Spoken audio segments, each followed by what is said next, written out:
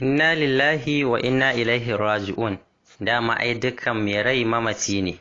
A jiya da daddare muka samu labarin rasuwar shahararren jarumin Kannywood, wato Ubala Ibrahim, wanda aka fi sani da suna Wanke Wanke.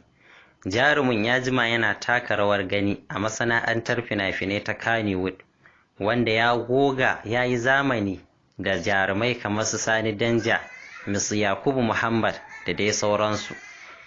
Jarumin ya samu shaida kyakkyawa a gurin jama'a, ta inda aka dinga yaba kyawawan halayensa.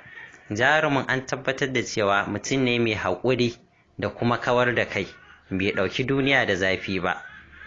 Jarumin ya kasance mai kyautata mu'amala a tsakaninsa da abokan sana'ar tasa ta Kannywood da ma waɗanda suke ba masana'antar Kannywood ba.